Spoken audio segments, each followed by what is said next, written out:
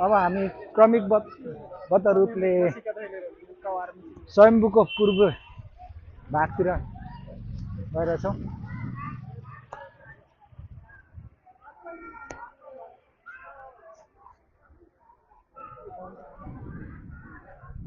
जाउँ।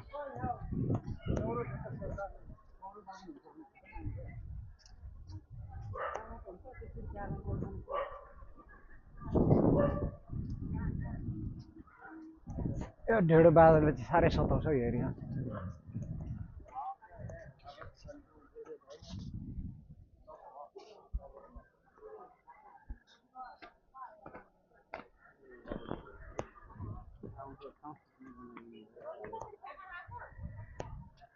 फोटो खिच्दैन तिमी चाहिँ? वक्क लाग्यो। यो तरिका जो रमाइलो हुने रहेछ।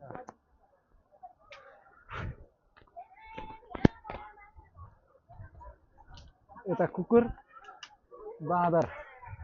र बाँदरको यहाँ एकदम मित्रता रहेछ, झगडा गर्दैन रहेछ, इमान्दारी।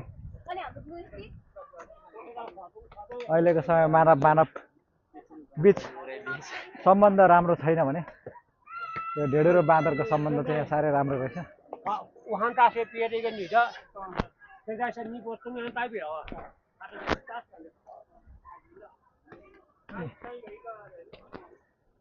तपाईहरुले हेर्न सक्नुहुन्छ यहाँ ढेँडो र बाँदरको मित्रता एक आपसमा। बाँदर र कुकुर।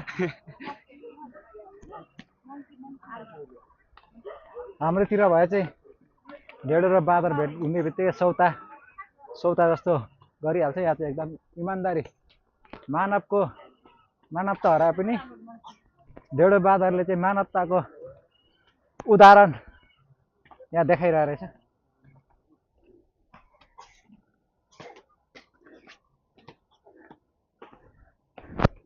मलाई डर लाग्छ यसले कतै म माथि हमला गर्छ कि भने, त्यही भएर म चाहिँ अलिक डराएर भागिरहेछु। अब हामी पूर्वी भाग प्रस्थान गर्यौँ।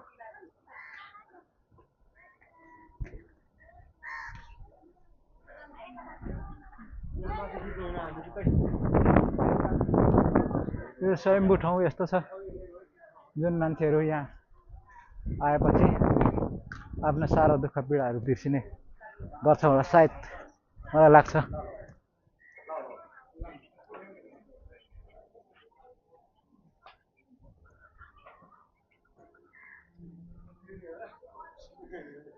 अब हामी फेरि माथिबाट रत्न पार्क एरियाको दृश्य हेर्नेछौँ।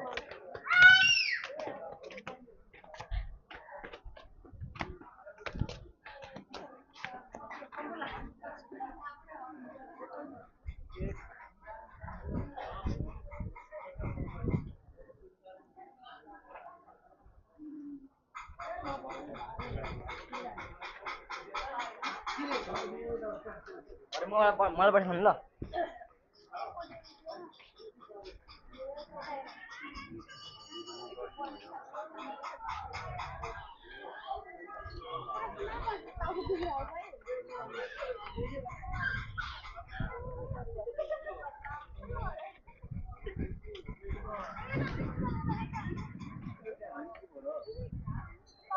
अहिले हामी स्वयम्भूको वास्तविक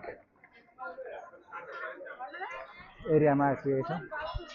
यो चाहिँ स्वयम्भूको पूर्वी भागमा पर्छ।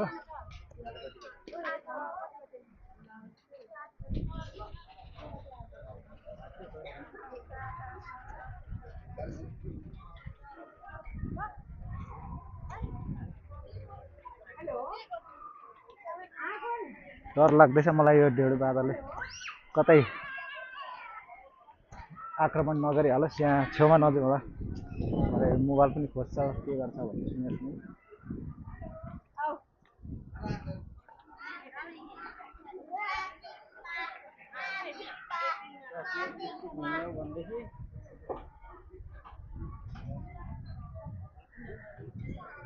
अब हामी स्वयम्भूबाट काठमाडौँ एरियाको दृश्य अवलोकन गरिरहेछौँ।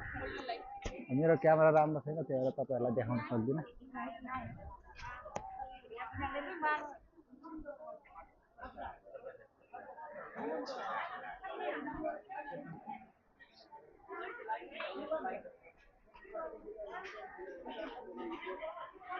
यहाँ विभिन्न देशका मान्छेहरू भिजिटिङ गर्न आइरहेको छ।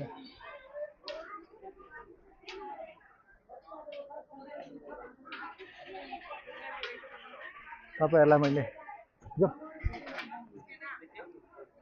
अब हामी यो एरियाबाट पनि अब जान लागेको छौँ।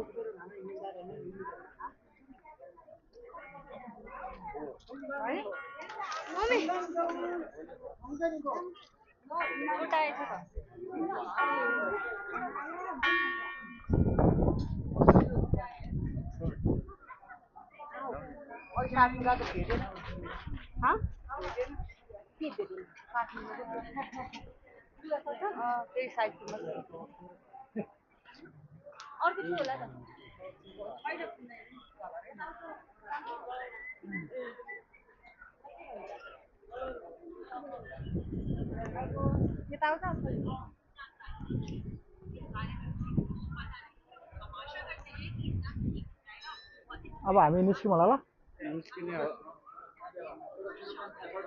एक दुईवटा यहाँ फोटोहरू बनाऊ होइन जो पनि।